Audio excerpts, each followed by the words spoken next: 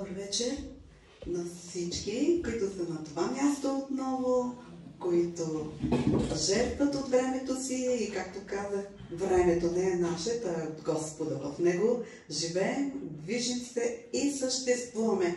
И Той е благоволил този вечерен час да бъдем заедно, да изучаваме Словото Му и вие в лайфа, Бог да ви благослови всички, които сега ще слушате или по-късно ще се включвате, да бъдете докоснати от темата, която тая вечер ще разглеждаме.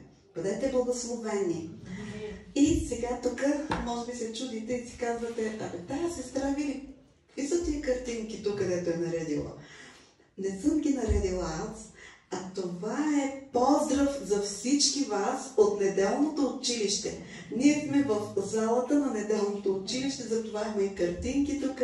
И в неделя децата са рисували Якововия кладенец, имали са темата за Яков и са решили да ни поздравят за това, че идвате редовно да изучавате Словото Божие. Поздравяваме всички и в лайфа. А сега... Чакай само за момент да ги мине един път, задръж.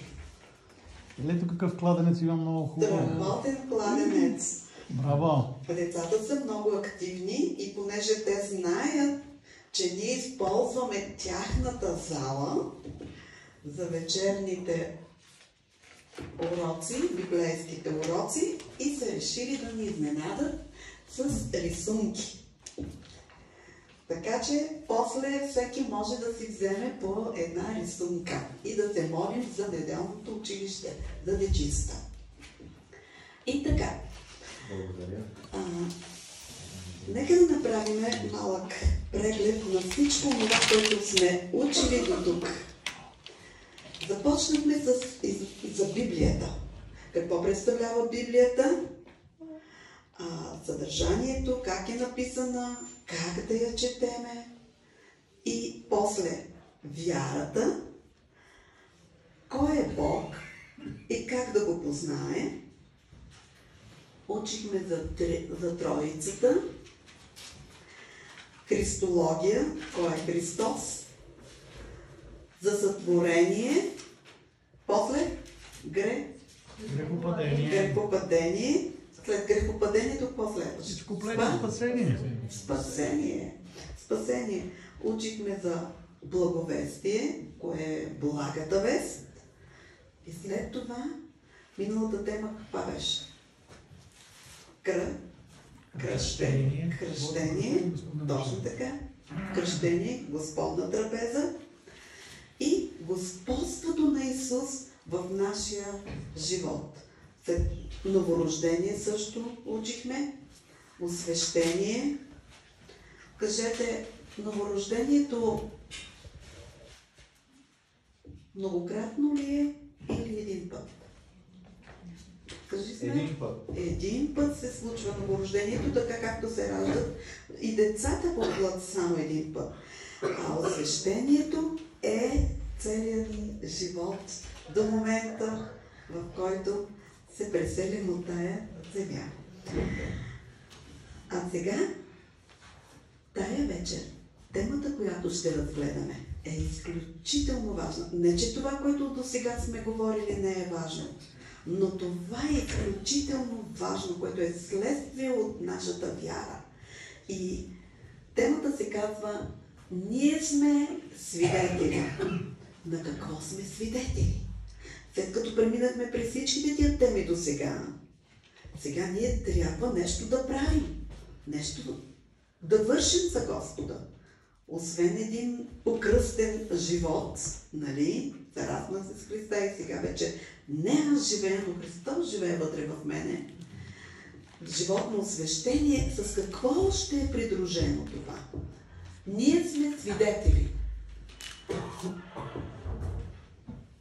Какво е свидетелство? Какво е да бъдеш свидетел? Да го виждаш. Да, да говориш. Нещо е станало. Свидетел. И ти си свидетел на това. Тоест, вярваш, че това е истината и казваш истината. А кой е истината? Христос е истината. Кажете. Словото е истина. Христос. Исус Христос е истината. Той е пътят, истината и живота. Няма друга истина, абсолютна истина, освен Него. Ние хората сме измамливи, има фалшиви свидетелства, фалшиви свидетели за хора и не знам си какво, лъжи и какви ли неща. Даже и за Христос се опитаха да излъжат, че Той не е Божия син, че са го откраднали от гроба и какви ли не неща още, които до днес се разпространяват в Израел. Той затова им се яви, за да им докаже, че не е така. Точно така. Ето, браво, учили сте в това, което сме говорили тук. Вие вкъщи сте си го чели. Браво, точно така. И сега, що е свидетелство? 1 Йоан, 5 глава, 11 стих. Може ли да го намери някой? Намерил го съм вече. Добре. И свидетелството е това, че Бог ни е дал вечен живот и че този живот е в Сина му. Амин. Разбрахме ли кое е свидетелството? Ето сега, Че Бог ни е каквото дал вечен казва живот. Библията. Ние не си измисляме. Да видим какво е свидетелството. Свидетелството е това, че Бог ни е дал Вечен живот. вечен живот. И в кой е този Че живот? този живот е в Сина му. И само чрез Сина му. Това е свидетелството. Добре. Тогава, кой трябва да бъде в центъра на свидетелството ни? Исус Христос. Не аз колко съм важен, не колко съм красив да говоря, не колко знам и мога, колко съм талантлив. Да, всичко това Господ ти го дава. Но важен е Христос, Него да изявим. Той е централната фигура в нашето свидетелство. И ще разберем как да стане това. Тая вечер вие ще откриете и ще бъдете изненадани от това, че вашето свидетелство има много по-голяма сила, отколкото предполагате. Вашето свидетелство.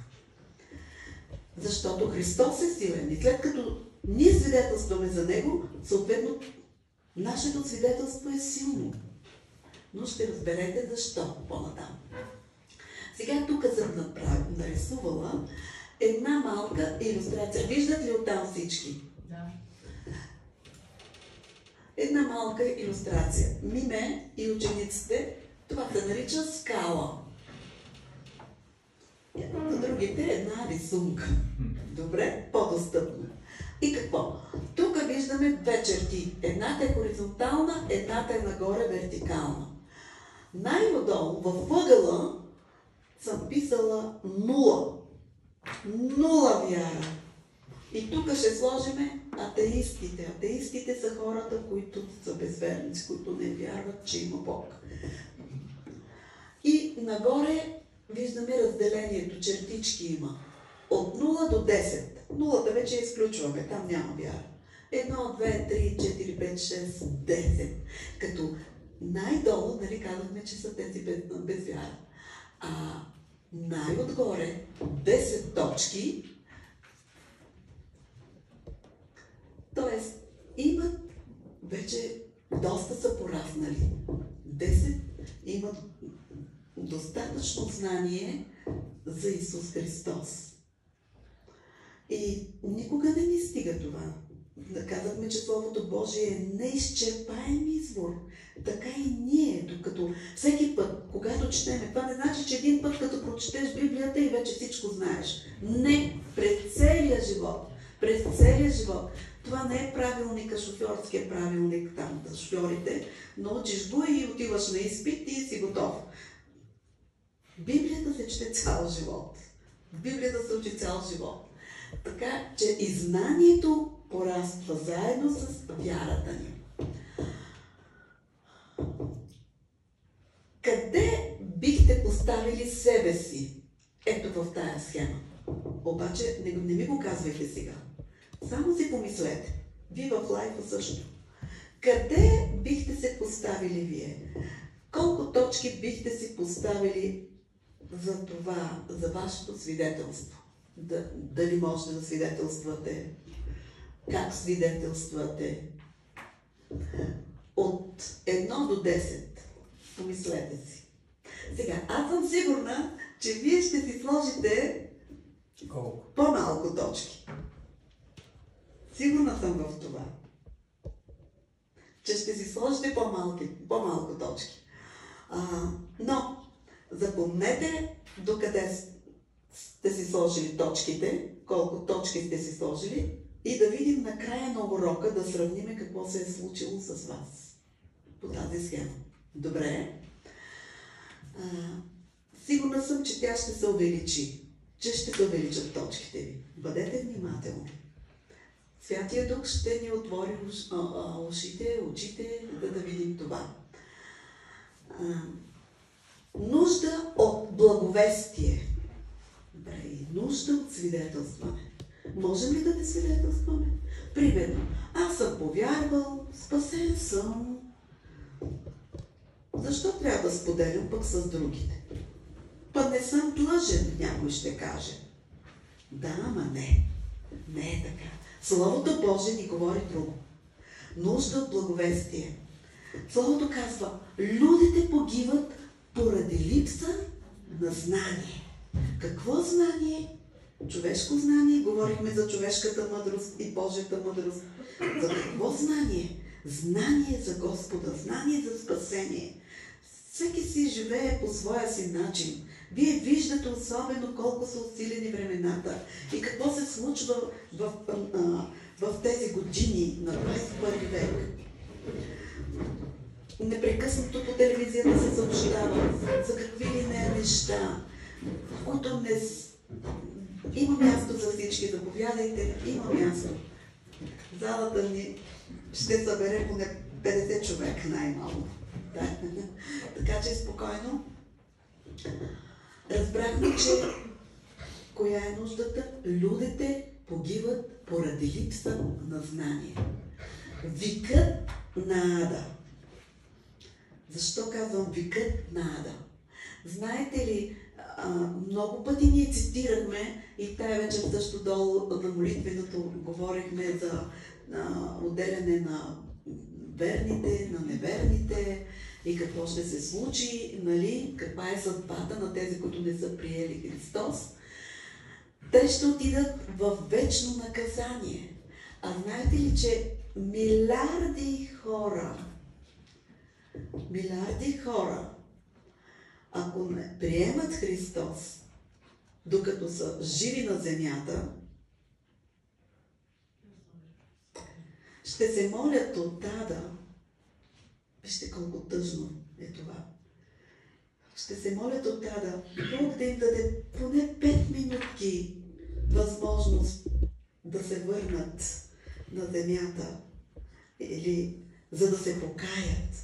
Но за съжаление няма да има такава възможност. Нали ви казах? След смъртта покаяние няма.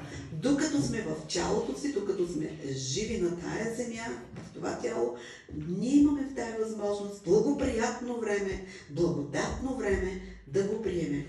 Така че това е много тъжно. Това е една причина, която трябва да ни накара да желаеме, да благовестваме на хората, да не погинат. Защото ада не е създаден за човека. Нали това учихме?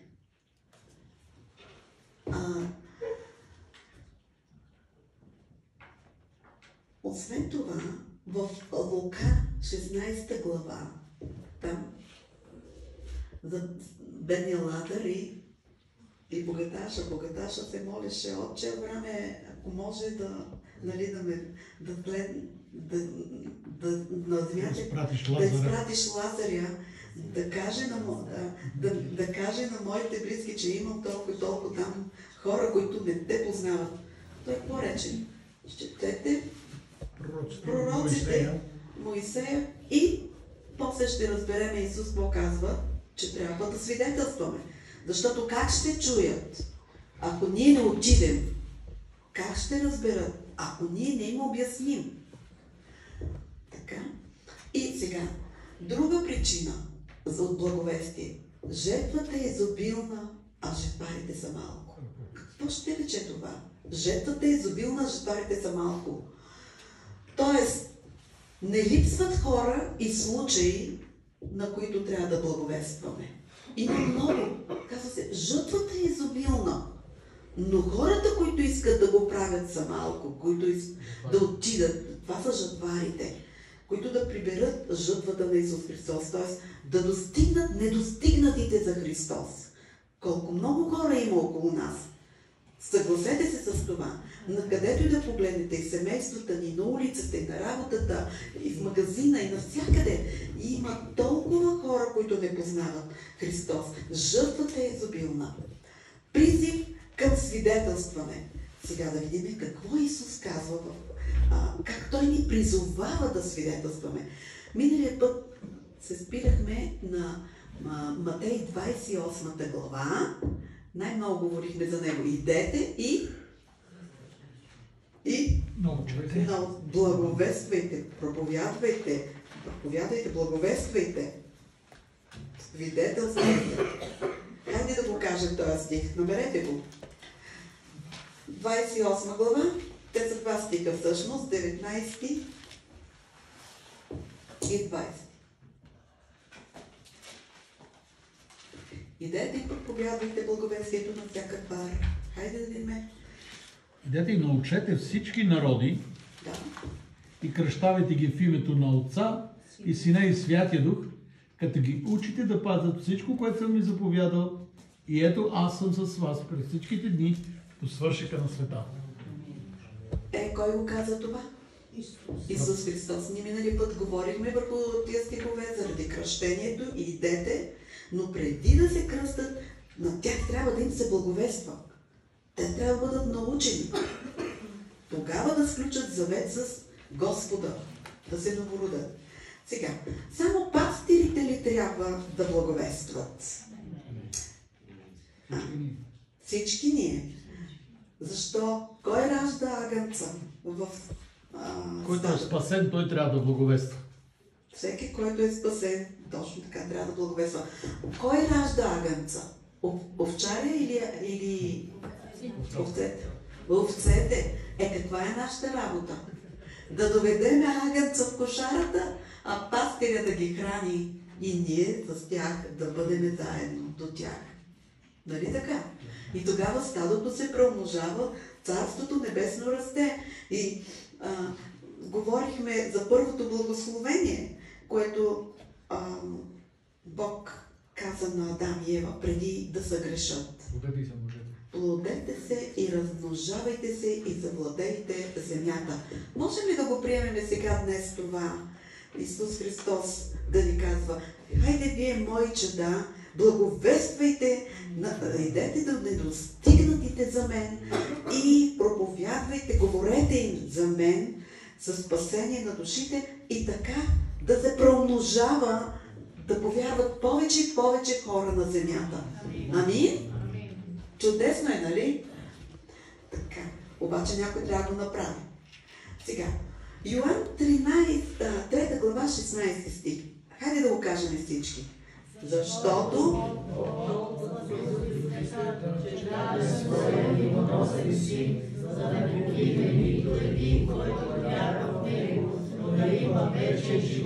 Амин. Добре. Сега, представете си. Моисей в пустинята с евреите, които ги сведе Бог от робството. Робството в Египет е същото, което е в греха. Преобраз на греха. Как Бог ни извежда от греха и ни завежда през пустинята, през този живот. Нали? Но Той е с нас и Той ги водеше през деня с какво? С облачен стълб, а през нощта? Огнен стълб. Може ли, представете защо казахме този стих, може ли Бог през деня да изпише този стих на цялото небе?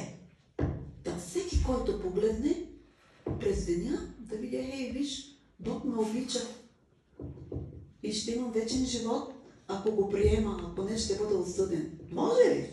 Няма нищо невъзможно. Нали?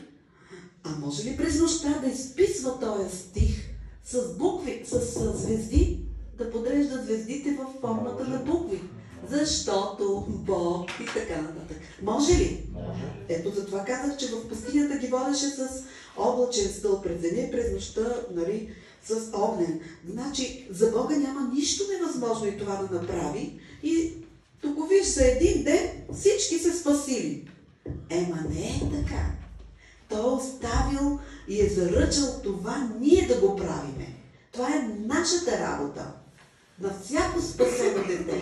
Спасението е дошло до тебе, даром, а сега ти трябва даром да го даваш на другите. Даром давайте. Даром сте получили, даром давайте. Така че това е призив към свидетелстване. Това е отговорност на всеки християнин. Не дай да криеш това, което ти си получил, и да бъдеш егоист. Не бъди егоист. Това е егоизъм. Да криеш само за себе си спасението. Нали аз съм спасен? Това ме интересува другите. Не дай да скриваш таланта, който Господ ти е дал, да го зариваш. Разработвай този талант, да се преумножава. Като притчата за талантите. Нали четете в Новия Завет? Бог ни е дал сила за свидетелстване. В Деянията на апостолите, 1 глава, 8 стих. Хайде да го прочетем. Да видим откъде идва тази сила. Макар че вече знаете, говорили сме по тези въпроси и сега всичко обобщаваме в тази тема. Деяния на апостолите, 1 глава, 8 стих. Ще приемете. Хайде, нека някой друг да чете. Да. Може от сестрите някой? Деяния на апостолите в Новия Завет, Да. 1 глава, 8 стих. Но ще приемете сила, когато дойде върху вас Святия Дух и ще бъдете свидетели за мене, както в Иерусалим, тъй в цяла Юдея и Самария и до края на земята. Амин. Така. Ще приемете сила, когато дойде върху ви Святия Дух. Святия Дух е в нас. Това е силата за свидетелстване. Без Святия Дух ние не можем да наречем Исус Христос какво? Господ. Не можем да го наречем. Ние дори не можем да се молиме без Святия Дух. Говорихме за Троицата. Добре, след като Бог ни е дал сила, Той си е извършил това, което трябва. Силата е в нас. Защо тогава ние не благовестваме? Коя е причината? Кое ни спира да благовестваме? Какво пречи на нас да свидетелстваме? Я да видим. Срама и греха. Срама и греха, да. Айде да започнем така. Страх. Страх. От какво се страхуваме? Да не обидим някой, да не го нараниме. Как ще го приеме? Как ще го приеме? Да не ни нарекат фанатици, сектанти. Слушайте, Исус Христос го нарекоха секта. Фарисеите го нарекоха секта. Че той не е от Бога, че проповядва друго нещо. Писани са тези неща, но той продължи. Апостолите, после виждаме деянията на апостолите. И те благовестваха. Но, как така? Нормално е човек, особено оповярвалите, да се страхуват. Какво ще стане? И сигурно апостол Павел се е страхувал в началото. Но след това го виждаме с каква сила и всички апостоли. Те се страхуваха в началото, докато не им се яви Исус Христос, нали, след възкресението. И им каза тези думи: и ще получите сила. И виждаме апостол Петър в 3 глава на Деянията на апостолите. Колко човека се спасиха за 3 минути? 3000 човека. Откъде дойде тая сила? Той, който беше платушкаш се, ту напред, ту назад, ту наричаше Исус Христос, ти си помазаник, пък след това викаше: да не ти се случи това, Господи, после не го познавам, отрече се от него 3 пъти. Как така? Откъде дойде тази сила? До такава степен, че когато го разпъваха и него, така го биха, заради вярата, заради вярата, той каза, не ме разпудете с главата нагоре, а с главата надолу, защото аз не съм достоен да умра със смъртта, с която беше разпнат моя Господ. Виждате ли, откъде дойде тази сила? Апостол Павел каза, считам всичко за измет.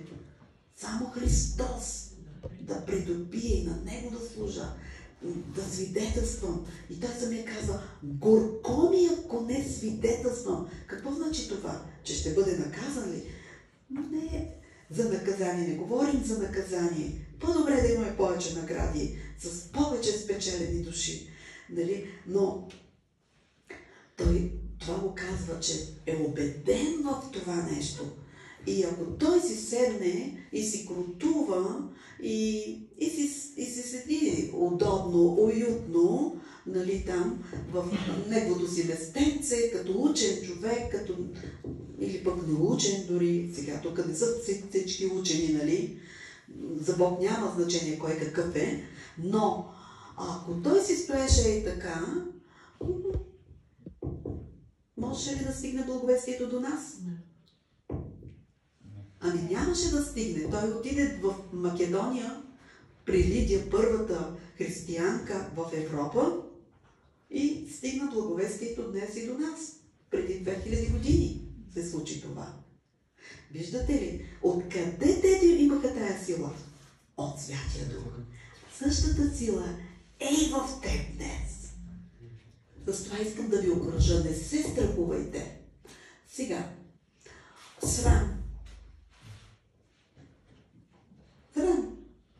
Срамувам се. И много пъти съм чула да казва някой, срам ме е да свидетелствам, срам ме е, притеснявам се.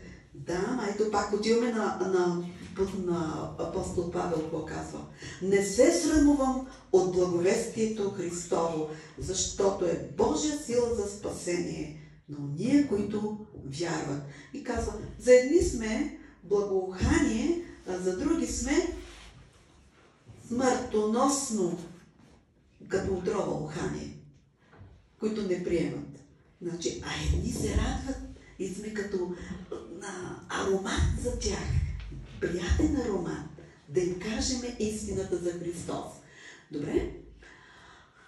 Друга причина е недостатъчно обучение. Затова сме и неуверени.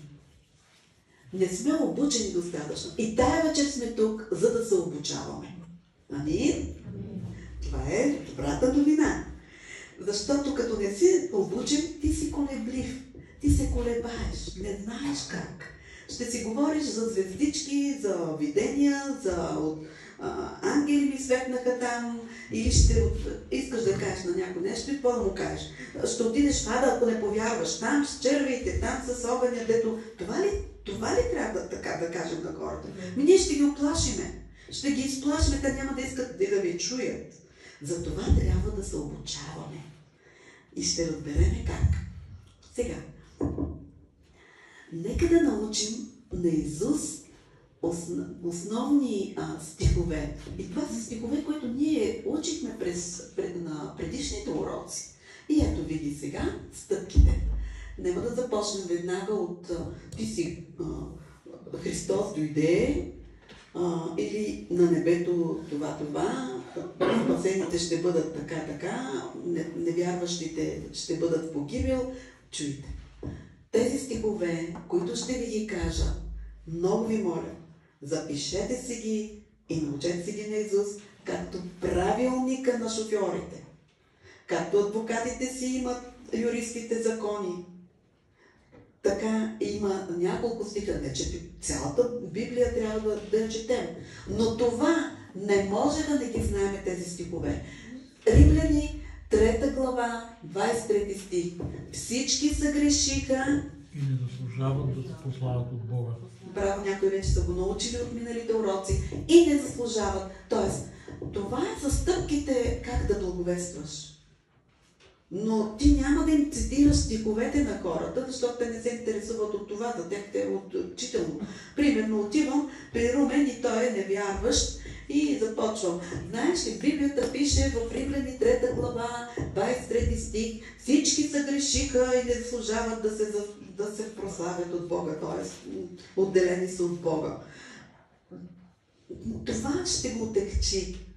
Но ако ти му го кажеш по друг начин, всички ние, няма праведен човек, нито един на земята. Колкото и да сме добри, някой ще каже, аз съм си добър, аз не съм крадец, аз не съм убиец, аз не съм лъжец, не искам да мамя, чуждо не искам и не искам това не правя. Аз съм си добър човек. Тогава можете да поговорите вече, ама за природния грях, нали, накратко. Няма нужда да разкакате толкова лукуми. Едно свидетелство трае до 7, до 10 минути. Много е 10 минути. Никой няма да те слуша толкова. И ще ви кажа къде са тези места. Нали? Примерно си на спирката и човека бърза да си хване там влака, рейса и ти ще му говориш половин час. Билета ще му изгори. Да ви разсмея малко. Така. Всички загрешиха и не заслужават да се прославят от Бога. Втората стъпка, аз ви вода, нали, как трябва да върви. Тоест, с едно-две изречения да кажеш, ние всички, цялото човечество е грешно. Няма нито един праведен. Дори и да си добър човек, дори в мислите си ще сгрешиш. Кажи в мислите си, има ли някой падиш да не говориш, да не лъжеш, да не крадеш, ама в мислите си, дори мисълта си да кажеш, леле, той пак хубава къща има, пък аз в колибка живея. Или пък, как така път той има такава кола, пък аз нямам такава кола, сега де. И откъде ми започват мислите си дори грешиме. Вижте, това е най-малкото, което е. А какви други мисли ни идват в главата? Бог и сърцевидец. Така, второ. Римляни 6 глава 23 стих. Наказанието за греха е смърт. Вие трябва да човека с едно-две изречения да му кажете и че наказанието, той самия ще се съгласи, като каже, да бе, мислете си греша дори. Може всичко станало да е наред. Добре, но сега, наказанието, всяко нещо, което е погрешно, нали, трябва да бъде наказано. И наказанието за греха е смърт. Сега, обаче, Бог ни предлага спасение от греха. Бог ни предлага спасение от греха. Хайде да прочетеме Йоан 5 глава 24 стих. Не, Йоан, Евангелието на Йоан. Аз съм сложила удивително, защото запрочета. Евангелието от Йоан, 5 глава, 24 стих. Да видим какво ни предлага Бог, за да ни избави от тук. Вие знаете, но човека не знае, на който отивате да говорите. Румен, намери ли го? 5 глава, кой стих? 24 стих.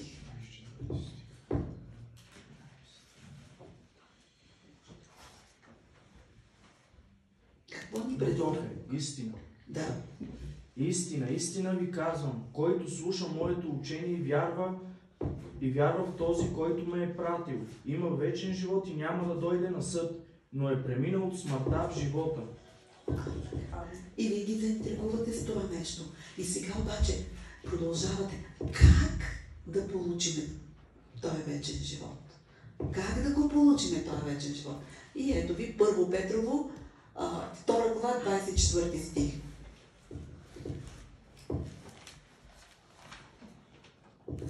Първо Петрово, това е посланието на апостол Ще го Петър. прочета. 2 глава. 2 глава, 24 стих, слушайте.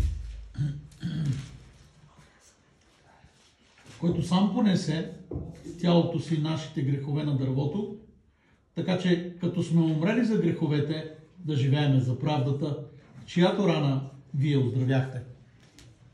Можете да... И Исаия 53 глава, 4-5 стих, същото е. Апостол Петър говори точно за този стих. Сега, Това е начина. Пътят е само един. Христос понесе греховете ни на кръст. И после. Но как сега да приемеме Христос? Какво да се случи? Следващата стъпка е Римляни 10 глава 10 стих. Няма да го намерите, аз ще ви го кажа. Това е стъпката за покаяние и спасение. Вече довеждате човека за покаяние, да може да изповяда греховете си пред Господа. Защото със сърце вярва човек и се оправдава, и с устата прави изповед, и се спасява. Вече го знаете тази стих, нали?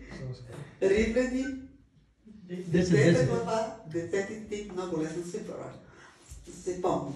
Сега, човека се е покаял вече, нали? Приел е Христос за Спасител, но как да бъде уверен, че има вечен живот, че е спасен, че е Божие дете? И какво казва Йоан? А тези, които го приеха, им даде право, кажете го вие? Си реч на тия, които вярват в неговото име. Точно така. И сега, в 1 Йоан, 5 глава, първото послание на евангелист Йоан. Не говоря за Евангелието на Йоан. Казахме, че апостол Йоан има още 3 послания. Първото. 1 Йоан, 5 глава, 13 стих. Хайде да го прочетем. Дали имаме сигурност за вечен живот? Словото ни го казва. Тези стихове просто са стъпките как да благовествате, как да доведете човека до покаяние. Без да му цитирате стиховете, а това да ви води. Това да ви е правилник. Това писах на вас, които вярвате в името на Божия Син, за да знаете, че имате вечен живот и да вярвате в името на Божия Син. Словото Божие ни уверява, че имаме какво? Вечен живот. Този, който се е покаял, кръстил, има вечен живот в името на Исуса Христа. Добре? Извод. Ако изповядаме греховете си и повярваме в Христос, като помолим за прошка, това трябва да го знаете. Това го говоря бавно, защото вие ще водите човека и трябва да му кажете какво да направи. Ако изповядаш греховете си и повярваш в Христос... Хайде обратно да бъде. Ако повярваш и изповядаш греховете си... Добре, и така. Ако повярваш и изповядаш греховете си, като помолим за прошка, ние сме спасени, опростени и ни обещан вечен живот Амен. с Господа Амин. на небето. Така че, ето видяхте ли сега колко е простичко да се обучим. Но трябва да положим и старание да четем Словото Божие. То не е така. Ще караш книжка, ама ако не си минал изпита, няма да караш изпита, не си научил правилник. Нали така, Викторе? Така е. Сега, коя е друга причина, която ни пречи да свидетелстваме? Бездействие и безразличие. Особено в последни времена виждаме такова безразличие сред християните. Не е както 90-те години, когато са първите години на демокрацията. Нали, помните, сестра Живка? Какво беше, какво вълнение беше да чуем за Господа, да кажем на някой за Господа, да доведем някой при Христос. Сега някак си хората са безразлични, нехайни. Все им е едно. Носът ме мамо, веят ме мамо. Накъде те веят и ти не знаеш. Окладнели. Не бива така да бъде. И затова в Еклесиаст е в Стария Завет, 11 глава, 4 стих, но няма да го търсим сега. Мога да ви го кажа? Може. Който гледа във вятъра няма да сее и който се взира в облаците няма да жъне. Това е Еклесиаст 11 глава, 4 стих. Ето така трябва да знаем. Насън да те бутне някой да го знаеш като таблицата. Да ги знаеш тия стихове. Те ще те насърчават и тебе. Учете стихове за изцеление. Стихове за нуждата ти. Като четете, Святия Дух ще ви казва тези неща, ще ви ги насочва и ще кажа, как се четеш, това е точно за мен.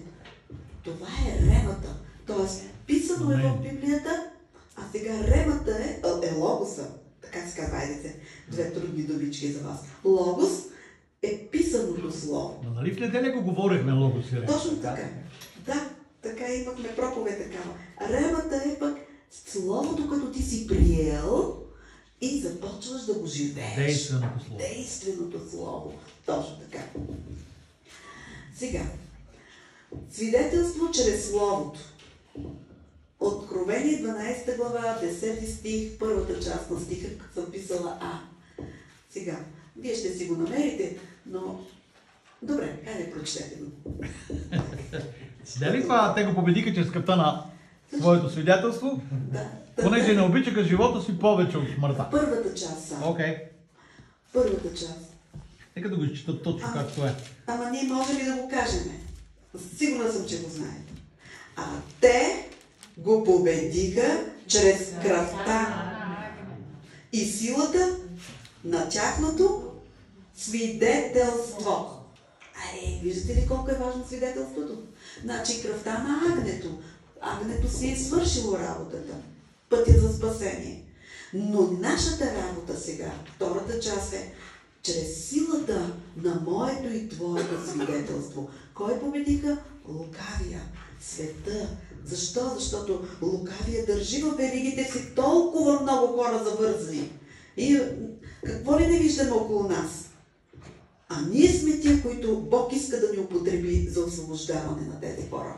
Може ли само една вметка да направим, че там е 12-11, не е 12-10? 11 ли? Да, повярвайте на мен, госпожо. Напишете 11. Няма значение, просто при бързането съм... Няма проблем. Да. Така. Сега. Как да свидетелстваме?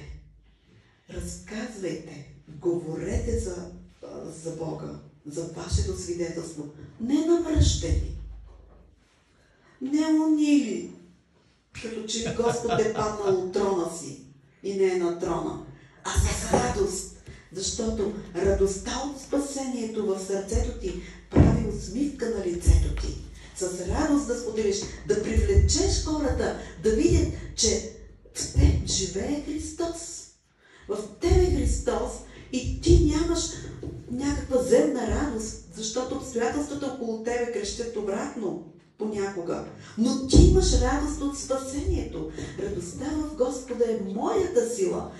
Радвайте се. Говорете им приветливо, а не аз имам радост. Да, Господ ме спаси. Той е моя приятел. Това свидетелство ли е? Ако вие дадете при мене и аз съм невярваща, няма да ви слушам изобщо. Ще кажа, той не е свидетел, той е лъжец. Това е някакво лъжливо свидетелство, за някакъв си говори там, за някакъв Бог, който какво е направил в живота му. Разбирате ли какво искам да ви кажа? За това... Скоро живо свидетелство. Да. Разказвайте за него с радост, а не с тъга. Потърсете хората. Не чакайте те да дойдат. Всички казваме, леле колко отпаднали има, леле колко хора, особено младата генерация тук. Нали, по-възрастните вече тук са приели. Но младите, младото поколение сега, някой трябва да им каже. И сега, ако потърсете ги, не чакайте те да ви потърсят. Защо ли? Оправдаваме се, те не идват на църква. Аз му казах един път, той не иска да дойде. Казах му 2 пъти го поканих, той не иска. И ние бяхме същите. Върнете се назад да видите, че ние бяхме същите. Не ни беше приятно да чуеме. Христос ходеше в домовете, в селата, обикаляше. не седеше и да чака те да дойдат. Нали така? Така и ние да се раздвижиме малко от постелките си, да се раздвижиме малко от вочойлите си, да се раздвижиме малко от диваните си, да не стоиме толкова пред телевизора или пред джаджата, нали, Фейсбук, лук, Фейсбук. Да не извинявайте, да се разсмеете малко, да се раздвижиме малко от удобните си стаи и да тръгнем да потърсиме погиналите, така както Христос ходеше и учениците обикаляха. Иначе, как ще достигне благата вест до следващото поколение? Как така тая блага вест е дошла до нас от първи век до 21 век? Ами някой се е движил, някой е ходил, някой се е молил за това. Интерес към другите, трябва да имаме интерес към другите хора и намиране на общи интереси с тях. Общи интереси с тях. Но да внимаваме, като отиваме при тях, да не се завличаме пък по тях, а те да дойдат при нас. Тоест, ние да станем ловци на човеци. Ние да ги привлечеме към нас. Защото Словото пише: внимавай ти, който стоиш, да не политнеш и да не паднеш. И да се оправдаваш: аз бях в бара, за да благовествам, ама ето една вече съм се напил. Аз съм се напил. Да не бъде. Целта е да го изведеш оттам, от лапите на лукавия човека, а не ти да станеш като него. Така, как да намираме? Апостол Павел, имаме пример. Много примери има в Библията, тя е изпъстрена. Но нека се спрем само на апостол Павел в Атина, когато благовестваше, отиде там. И вижте колко мъдро разгледа, видя идоли навсякъде. Покланяха се на лъжливи богове. Направили са си хората там. Те са без Бога били езичници. Направили са си разни жертвеници, на които се кланят. И той е възмутен от това, което вижда, но не им го казва все още. Ние също виждаме какво се случва около нас. Но вижте колко мъдро той постъпи. И каза: о, вие атиняни, вие, от които, нали, философията идва и така нататък, виждам, че сте много набожни и се кланяте на много жертвеници тук и сте ги надписали даже на този светия, на ония светия, на тоя свещичка, на ония кандилце, на другия, петия, шестия и така нататък. Каквото и да е, нали? Или пък други там виждам, че си много духовен, с Буда правиш, да, как се казваше това? Дето праваха гимнастики там, разни упражнения. Йога и така нататък, нали? Виждам, че си много духовен. Обаче, той започна от познатото към тях. Но тук виждам тук има един паметник на непознатия Бог. Има паметник, на който пише непознатия Бог. И аз ще ви говоря за този Бог, на непознатия Бог, за да го познаете. И започва да им говори. И даже нещо близко до тях. Им казва: даже вашите поети са писали, че той е близо, Бог е близо, нали, техния лъжебог, нали, писателите са им писали тези неща.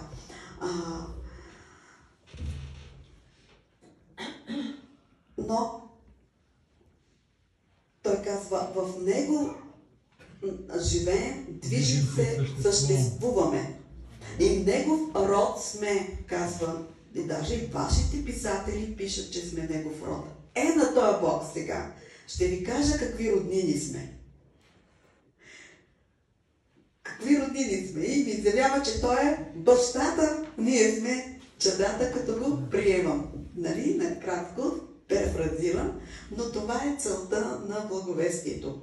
Сега, Можем да говорим какво общи теми на разговор, но които не ни въвличат в света. Те, ако си говорят вулгаризми, цинизми, не дайте и вие да правите това. Те трябва да имат респект.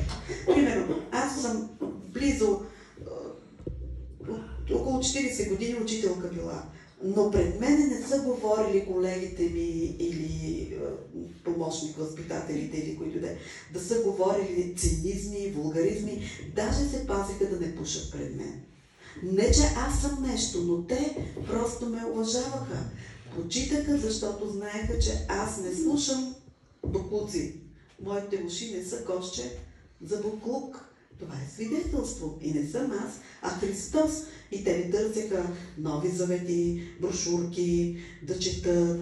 Понякога с някой сме се молили за нуждите им. Виждате ли как става промяната чрез нас? Сега, за актуални нужди. Или пък, ето сега говорим си, тук има млади хора. Говорите си приятелки или приятели и така. Ох, колко искам да имам къдрава коса. Пък другата, искам да имам сини очи, моите очи не ми харесват. Много съм, искам да съм висока, пък не съм толкова висока.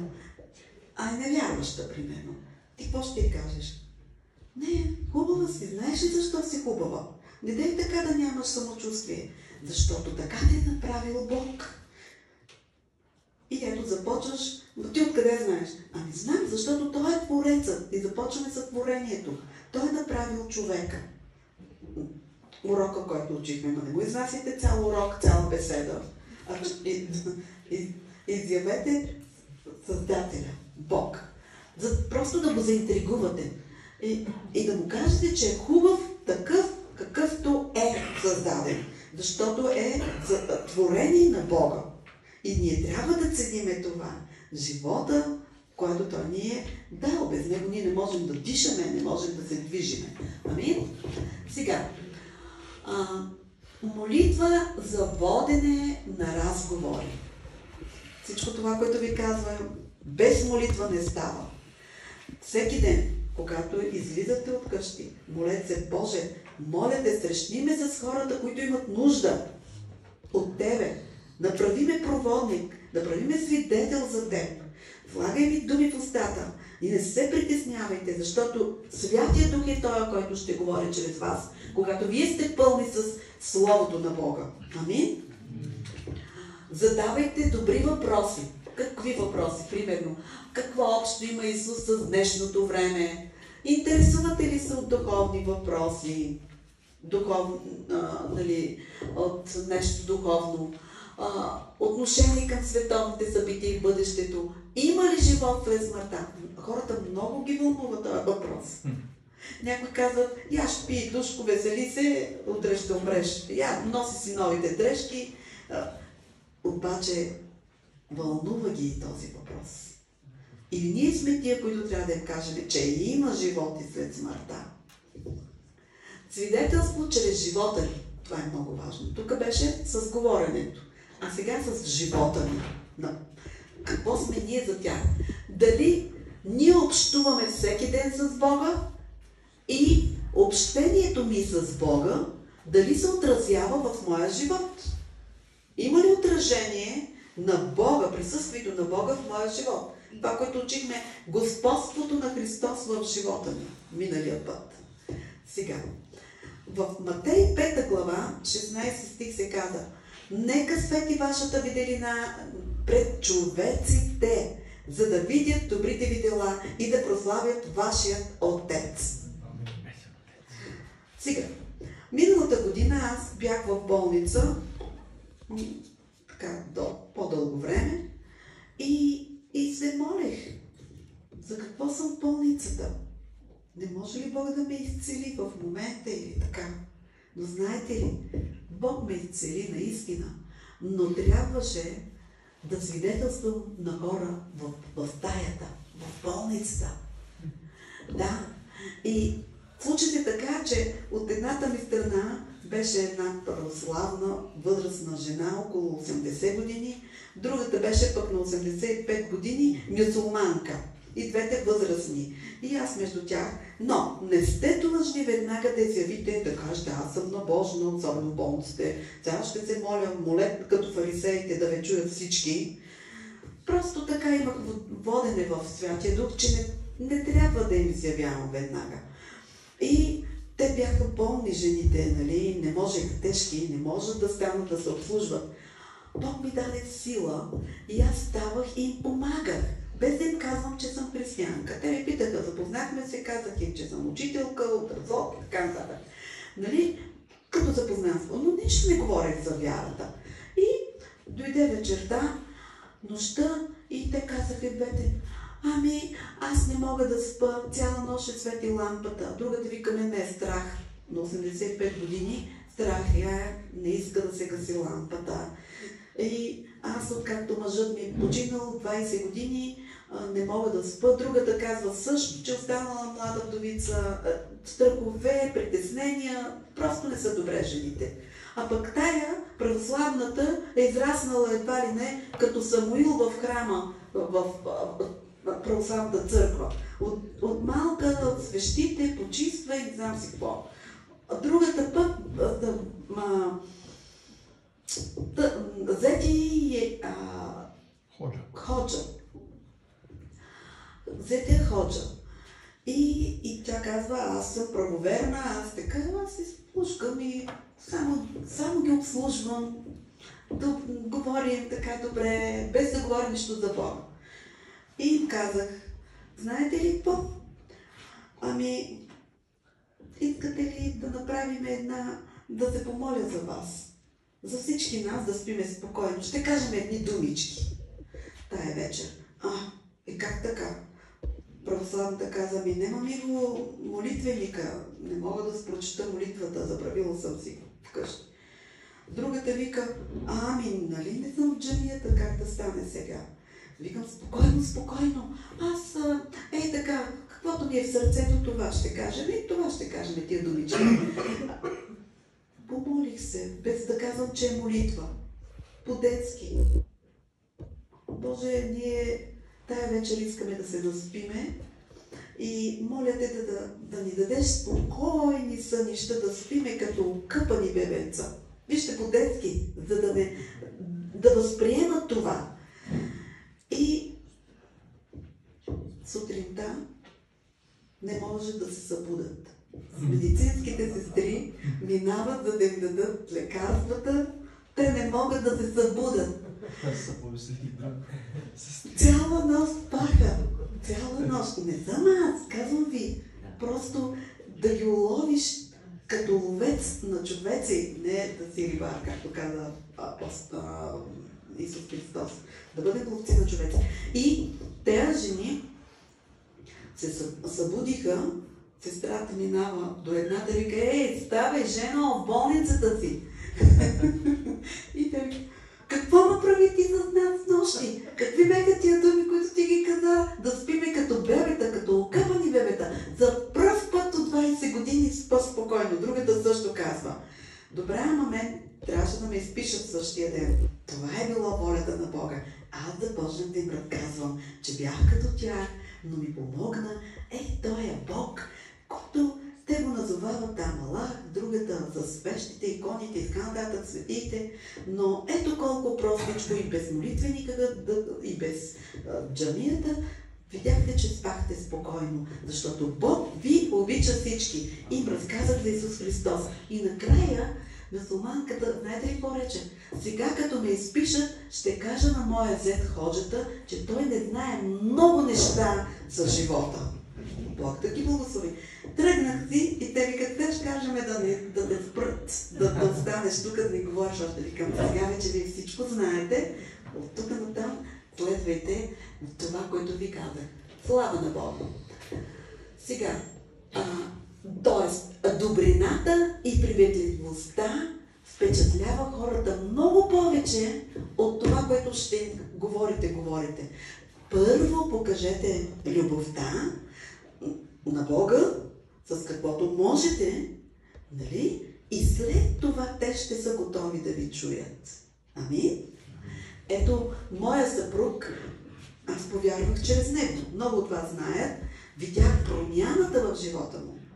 Аз щеше да скъсам Библията, когато видях, че той четеше Библията. Щеше да я изгоря, бях казала това. Но след това, когато видях промяната в неговия живот, казах, има Бог и аз искам да следвам. Той е Бог, който промени твоя живот, който спаси бракът ни, семейството ни от провал, от развод. Искам да следвам този Бог. И повярвах чрез него, чрез живота му. Затова е много важно нашето свидетелство. Някои ще кажат, да, ама ето аз от дълги години пък, моя съпруг, моята съпруга, така, те не приемат. Не се отчаивайте. Съпротивата е от домашните най-много. Но продължавайте. Господ ще докосне. Повярвай ти, ще се спасиш ти и целият ти дом. Сега, примери за свидетелство. В болницата, пред кабинета, най-много на опашката там. Той се оплаква, той е охка, той е стене, Петя недоволства от, че няма правилно лечение, че са направили грешка лекари. Примерно. Обаче ти си до него и слушаш как. Искаш ли да ти кажа, че има един лекар, който не прави никакви грешки? Никакви грешки. Кой е пък той? Няма вече такива, не се намират, само гледат в джоба. Ама има един, който лекува без пари. Ма разбирате ли? И слага точната диагноза и премахва всичко. Кой е той? Ето ти повод да започнеш да разказваш за Христос. Амин? Може да си на опашката в магазина. Дълга опашка и някой там се разбунтувал, бушува, няма мир. Тая магазинерка, тая касиерка, много бавна, времето ми отлитна и така нататък, ще закъснея. И ти си там и слушаш. Чакай да ти кажа, не дай да се притесняваш. Всички ще ни обслужат. Може да е нова касиерката, магазинерката, да не може да се справи. Нека да имаме търпение. Ти път, човече, ти ми говориш за търпение. Откъде пък ти имаш това търпение? Той те пита. Ще ти разкажа накратко, докато чакаме тук за един, който ми дава това търпение, който ми дава този мир, да изчакам и да разбирам и другите хора как се чувстват. И започваш да говориш набързо за Спасителя. Примерно. Сега, има хора, може в самолета, може да пътуват, да пътуваме вече, кой знае, дали си по море, дали си по въздух, дали си по суша. Така ми се случи на мене. Пътувах за Англия и до мене седна едно момче. И го видях, че той много изплашено. Беше на 18 години детето. Изплашено. Видях, че трепери. Просто си лечеше по всичко. И аз му казах, за пръв път ли летиш? Да, за пръв път, но много съм оплашен. Спокойно, предразположи го. Няма нищо страшно. Ето, аз съм до теб. Ето това ще се случи. Така, ще влизам и така. Сега, бъди спокоен. Ще стигнеш до мястото, къде си тръгнал. И започна, Лело, ама как така да ти си толкова спокойна? И аз му казах, и аз бях такава. Но има един, който ми помогна. И сега ще ти разкажа за него. И започнах да му разказвам. И детето забрави за страха си. И ние отлитнахме в небето. И си говорихме 2 часа с момчето. И накрая той ми каза, Лело, ама в моя град аз съм чул, че има такива хора като тебе. Викам, точно така, като се върнеш от Англия, потърси тези хора и ти ще научиш много повече неща. Виждате ли, навсякъде не липсват хора, на които да свидетелстваме. Въпросът е дали имаме това желание и това дразновение да получим, което Господ ни е дал. Сега, ще имаме съпротива и противници на свидетелството. Защо? Искаш да свидетелстваш? Обаче Сатана иска да ти затвори устата. Нали учихме за Сатана? Врагът на Бога, който иска да се отмъсти на хората и се помощава на хората, защото на него не може повече. Сатана не иска и ще те възпира чрез безразличие или отказ или да каже, ти искаш да му говориш, да вика, на мене не ми е сега времето. Или не искам да слушам това. И какво ли не още? Не съм готов. Или в църквата има много лицемери. или пастор е с вратовръзка, или какви ли не неща. И най-често обикновено водачите са виновни. Защо? Защото е писано в Словото да удари пастиря и да разпръсне стадото. И лъжливи слухове, и какво ли не, и за вас. И Исус каза, и мене хулиха, и за мене говориха лъжливо, и за вас ще бъде. Но не обръщате внимание, кръстът е пред нас. Амин? Гледайте на кръста, не гледайте на човека, защото наградата не ни е от човека, наградата е от Господа. От Господа. Сейте семето всякога, и заран, и вечер, защото не знаете кое семе ще поникне и ще даде плод. Това е. Сега, има моменти, когато самия Исус казва, не хвърляйте бисерите си на свинете. Има, които са толкова закоравели, че не иска да те чуе, не иска дори да му помагаш, каквото и да е. Толкова захванат, вързан от лукавия. Но с пост и молитва. Молитвата. Бог действа. Амин? Така.